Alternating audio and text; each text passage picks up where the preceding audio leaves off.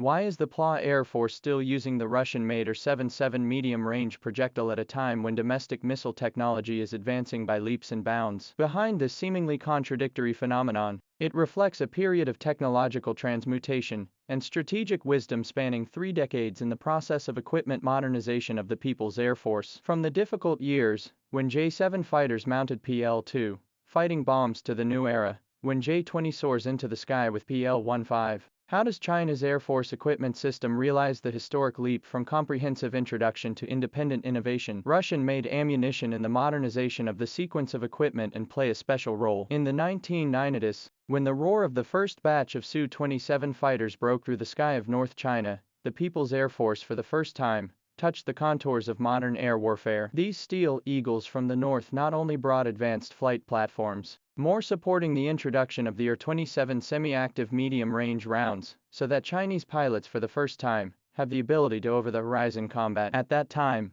the Mirage 2005 across the strait was already equipped with the Mica active medium-range rounds, and this technological generation gap forced China to continue to introduce the Su-30 series of fighters and its supporting R-77 active rounds from 1996 to 2004, with the cumulative procurement quantity estimated by foreign media to reach 4 figures, building up the only core combat force capable of implementing launch and forget air warfare at that time. This special historical period of equipment selection, a profound impact on the subsequent development of the PATH 2005 PL-12 active bombs came into being, marking a qualitative leap in the domestic medium-range bomb. This type of missile adopts digital flight control system and composite guidance technology, and achieves the combat effectiveness comparable to the US AIM-120C7 at a range of 120 kilometers. The PL-15, which came out in 2015, has a double pulse engine and an anti-jamming data chain, which expands its effective range to 200 kilometers, making it one of the world's most advanced medium-range bombs in service. So far, China has formed a complete air-to-air missile system covering 7,200 kilometers, and its technical performance has fully surpassed that of Russian-made products. However, in recent years, CCTV exposure of training images, Su-30 MKK mounted R-77 liftoff scenes still appear from time to time. The persistence of this phenomenon, in fact, contains a deep logic of equipment utilization. First of all, the early introduction of the 76 Air Force type Su-30 MKK and 24 Navy type Su-30 Mk2, its avionics architecture and Russian-made munitions have deep coupling. Although it has been compatible with domestic munitions such as PL-12 after midterm upgrades, the match between the native system and the R-77 still has tactical value in complex electromagnetic environments. Secondly, after the outbreak of the Russian-Ukrainian conflict, the circulation of Russian-made weapons in the global arms trade market has plummeted, and the timely consumption of existing stockpiles can avoid the waste of resources, but also for the subsequent comprehensive replacement of security space. A deeper consideration lies in the strategic integration of the equipment renewal cycle. The first batch of Su-27 UBK has been retired in 2018, and the J-11 has also entered the end of its life, with which the pressure to consume the R-27 semi-active ammunition is more urgent. In contrast, the modernized Su-30 fleet is expected to be in service until 2030, and its mounted R-77 can be gradually withdrawn through a combination of training consumption and combat reserve. This, old and new with orderly replacement of equipment management wisdom, not only to ensure the continuity of combat readiness, but also for the domestic ammunition production capacity to climb a valuable time. It is worth paying attention to the special situation of the Naval Aviation 24 Su-30 Mk2. These fighters deployed along the southeastern coast maintain high-intensity combat readiness year-round, and the improved R-77-1 model they carry has the ability to adapt to the maritime environment. Although the domestic PL-12B has realized the same combat effectiveness, but in the complex air and sea situation, to maintain a multi-type ammunition mix can not only enhance the tactical flexibility, but also conform the effect of technical surprise. This two-legged road equipment strategy in the J-160 electronic warfare aircraft and airborne police 500 early warning aircraft system support is evolving a unique style of air and sea confrontation. For example, in the Joint Sword B exercise in 2024, although the Su-30 Mk2 transferred to the Air Force has been fully equipped with PL-12, other units still retain some R-77 to perform specific tasks, during the same period of time, and this kind of combination of real and virtual deployment effectively confuses the opponent's battlefield perception. Observed on the timeline of equipment development, the continued use of the R77 is a vivid footnote to the spiral rise of China's air weapon system. From the introduction of a complete set to digestion and absorption,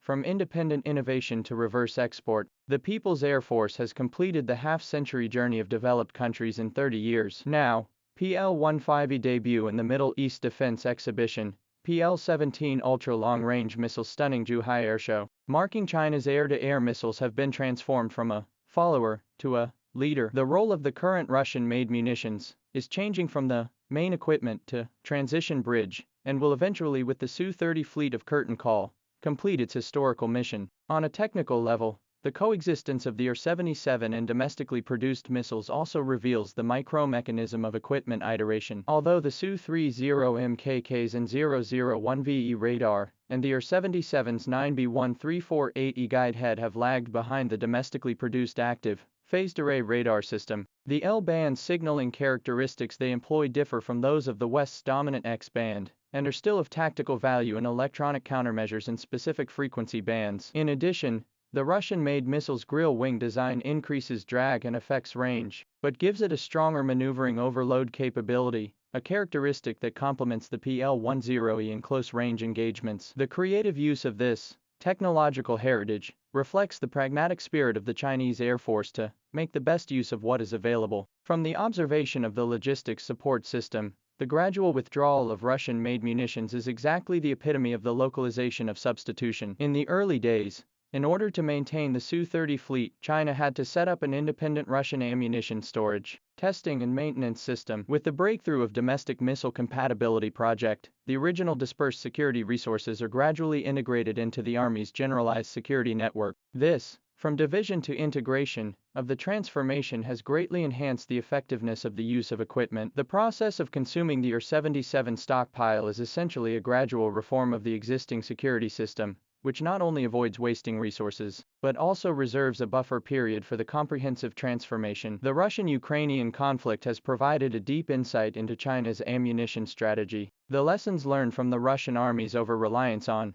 caliber cruise missiles at the beginning of the conflict show that saturation strikes with high-value missiles are difficult to sustain, while the tactical success of glide-guided bombs at the later stage of the conflict has verified the economics of cheap and precise warfare. This coincides with the Chinese Air Force's current munitions system construction of the dual-track system to maintain the PL-1521 and other high-end missile technology advantage, while accelerating the scale of satellite-guided bombs installed. Hunan Cloud Aero production of domestic JDAM bomb has realized mass production. This cost-effective munitions will be very high and advanced medium-range bomb to form a complementary, build up a multi-level strike system in the next 5 years. With the last batch of Su-30 transferred to the Air Force Academy, the R-77 will be completely out of the combat sequence. But this Russian episode experience left behind is invaluable. It teaches the Chinese military industry how to find a balance between outsourcing equipment and independent innovation, how to kill in the technical blockade of the bloody road, and more revelation of the later. There is no shortcut to the modernization of the equipment, the only way to the core of the key technologies firmly in their own hands, in order to be able to compete with the strongest in the air and space. The only way to be invincible on the battlefield is to firmly master the core key technologies in your own hands. When the last R-77 completed its historical mission, the Chinese Air Force ushered in not only the pure localization of the equipment system, but also a new era of truly independent and controllable air and space defense.